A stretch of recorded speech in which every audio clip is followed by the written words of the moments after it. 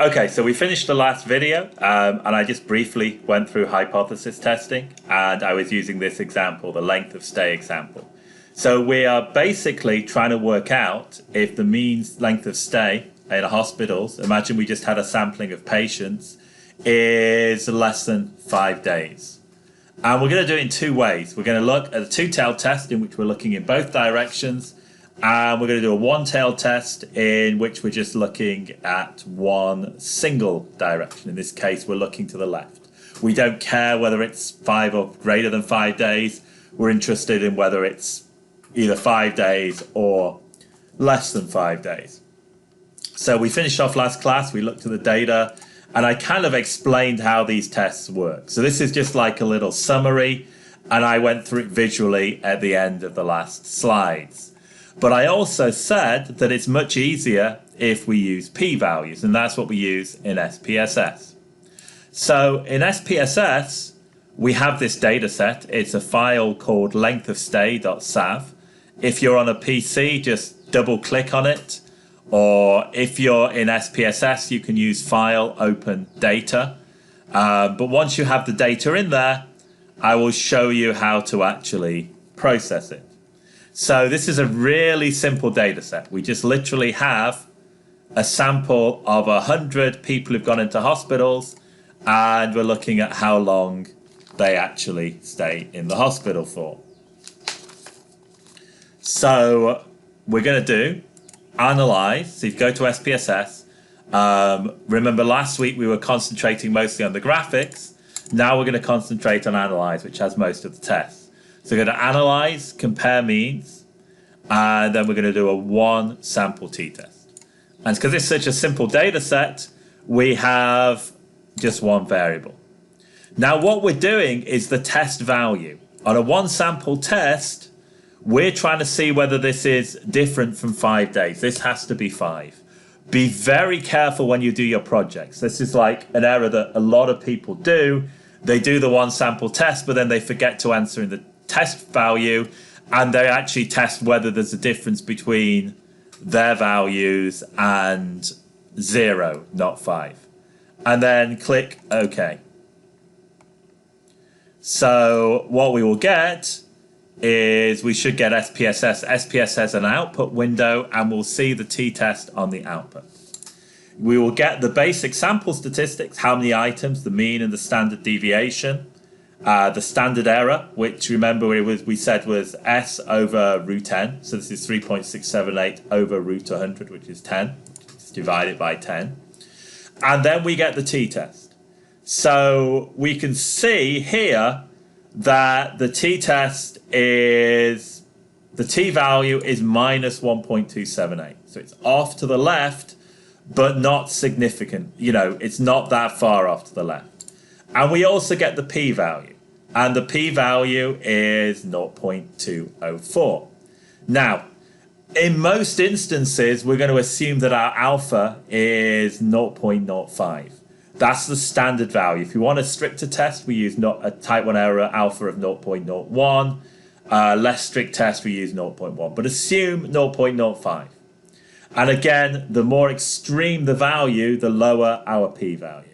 So in SPSS, the p-value is usually called sig. And in these tests, it's given as two-tailed. Now let's now go back to the slides to help interpret this. Okay, so we set our alpha, which is the strength of the test. For a two-tailed test, we're going to reject H0 if our significance value is less than the alpha. And as I said, SPSS defaults to two tails. You've got to divide the p-value over 2 for a one-tailed test. If you don't know the intuition, just kind of go back to my last video where I draw everything out. So let's look at this one. We have a p-value of 0.204, which is greater than my alpha. So we fail to reject H0. Whoops, I found an answer on the slides.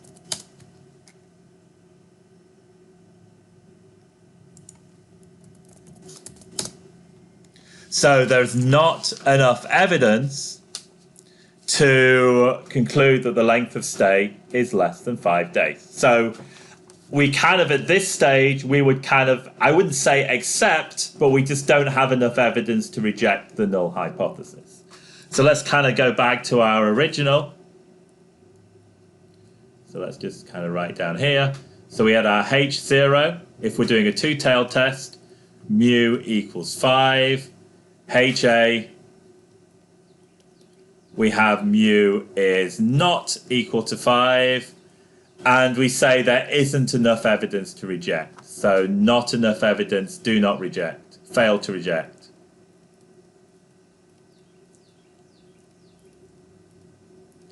And again, we have the H0 for the one-tailed, mu equals 5, and HA, we have mu is less than 5, and again, you know, it's less than 5, it's 4 point something. Sorry, my pen's.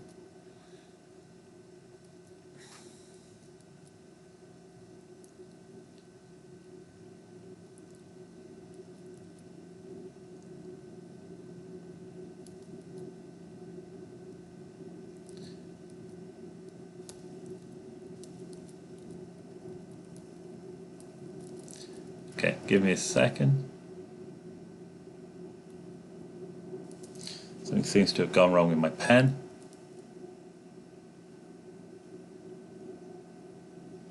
Okay, so we've got the mu is less than 5 is my alternative, and again, our p-value is bigger than 0.05, so we fail to reject.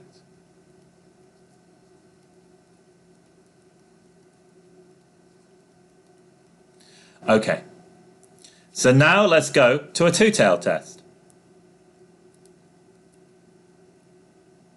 Sorry, to a two-sample test. And what do I mean by a two-sample test? A two-sample test is literally we have two samples. And in this particular example, we have prices of cars. And we have prices of cars in Japan, Japanese cars in Japan, and Japanese cars in the US. So let's have a look at the data and then I'll go back to the hypothesis. So we have prices of Japanese cars sold in the US, which is our group 1. And we have the prices of Japanese cars sold in Japan.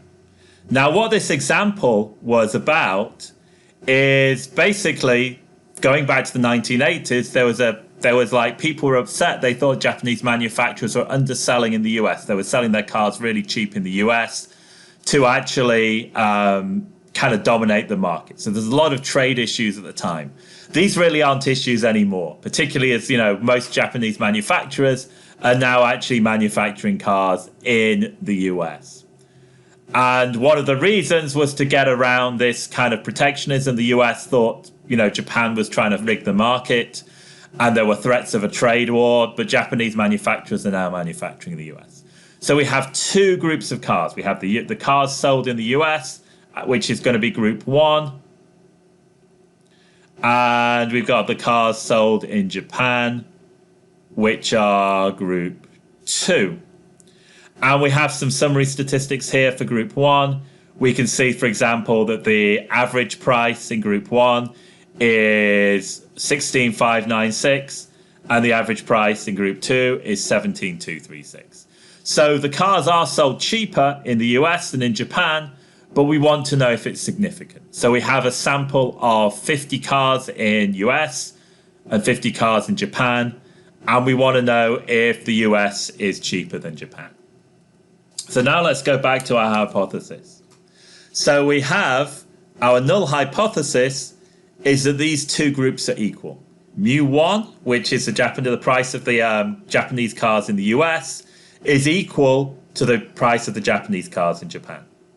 We also have mu1, we have the alternative hypothesis, which is the price of Japanese cars in the US is less than those sold in Japan. Now just look at these two values. These are actually exactly the same. Here it's the price in the US is less than the price in Japan. We bring the mu2 to the left-hand side, and it's the price in the US minus the price in Japan is less than 0. All we're doing is we're subtracting mu2 from both sides. Then the two-tailed test is mu1 minus mu2 is 0, exactly the same. The groups are the same. And then the prices are going to be different. So let's... we could actually do this the other way around for the one-tailed test. So say, for example, we wanted to prove that the price of the Japanese cars in the US was more than in Japan, then we could actually do the other way around.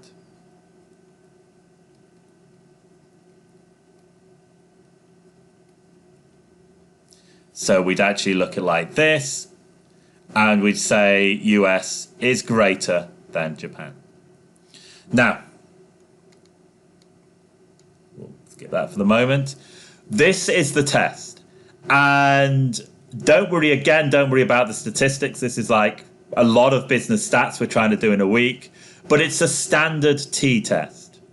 So basically, we have the difference between the two groups is converted into a t-score. And again, this is that we assume the H0, that the difference is 0.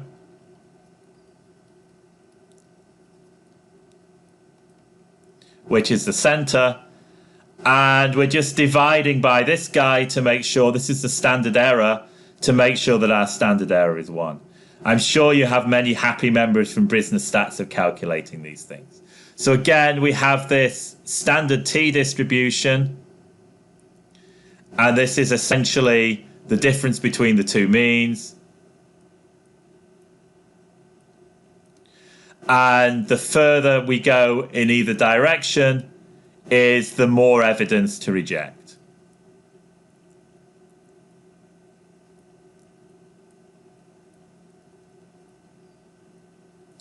And to reject for a two-tailed test again, exactly the same as before. We have our alpha over 2. We have our alpha over 2. So if our p-value is less than my alpha, then reject.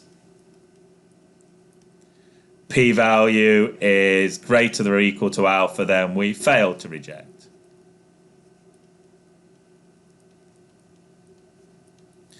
And we can do exactly the same thing for the single sample. So let's just say we have a single, the one-tailed. Let's just say we have a one-tailed higher. And again, we have the alpha. We're going to say if the p is, this is my alpha here. If my p is less than alpha, then reject. And my p is greater or equal to alpha, then fail to reject. So again, the intuition we hear is exactly the same as the one-tailed test. Sorry, the one-sample test.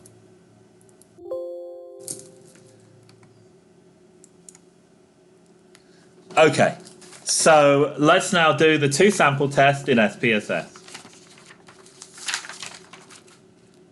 So we have, this is called auto.sav. Now, notice it's a little bit different from my Excel. We have all the prices in one column, and then we have US and Japan. So half of these cars are US, and half of these guys are actually Japanese cars. So let's now implement this test. So this time we're going to do analyze, we're going to do compare means, and we're going to do independent samples t-test. Now the test variable, that's going to be the price. That's what we're actually going to be testing. And the grouping variable is by country. Now we have to explicitly type in the countries. So we'll say that the group 1 is the US and the group 2 is Japan. So we've defined our groups and then just literally run the test. Let's go to our output. And you can see here we have the summary statistics. So we can say the average price of the cars in the US is 16,596. The average in Japan is 17,236. And here's the test. Now, to make it more complicated, you actually have two different tests here. You have a Levene's test, and what the Levene's test is doing is seeing whether the variances between the US and the Japan are equal. And what we do is if our p-value for this significance is 0.732 is less than 0.035, so no less than 0.05, we assume equal variances. Otherwise, we assume that there are not equal variances. And if we assume equal variances, then we take the t-test on the top row, which is the student's t-test. And if we assume not equal variances, then we take the t-test on the bottom row, which is called the Welch's t-test. So this is the student's t-test. This is the one that we remember from business stats. And also, this is the Welch's t-test. Now, when I taught business stats, I never actually taught this test. It was in the textbook. But it's absolutely horrible. Just look at this calculation for the degrees of freedom. So this makes it, so we never, I don't think you guys would have either, but when I taught it, I always missed off the Welch's t-test. And depending on your n values, whether they're equal or not, you actually have two different tests. So it gets complicated very quickly. So let's go back and let's now kind of cycle through my SPSS results I've just done. Okay, so SPSS, this is where we were. We have the group statistics and we have the test results. Levene's test tests that the variances of the groups are equal or unequal. The null hypothesis is these variances are equal. The alternative hypothesis is the variances are not equal. We reject H0 if the p-value is less than our alpha, which we usually set to be 0.05. Here, notice I put this in a red bar. The significance value is 0.732, so it's greater or alpha. So we fail to reject H0. So we assume that H0, the variances are equal. If variances are equal, we use the top line for the t-test. If the variances are not equal, we use the bottom line. So if this significance value had been 0.00001, we would have used the bottom line. Now, in fact, the top and the bottom line, these tests, the students, the Welch's t-test are usually very similar, so it doesn't usually make much difference. So if P, we assume the variances are not equal. If P is greater than 0.05, we assume the variances are equal. Our p-value for Levene's test is 0.732, so we assume the variances are equal. Now we actually do the t-test. For a two-tailed t-test, we reject H0 if p is less than alpha. And for a one-tailed t-test, we reject H0. Again, we have to divide. SPSS assumes two-tailed p-values, so we've got to divide the p-value over 2. So here, we've got our actual p-value.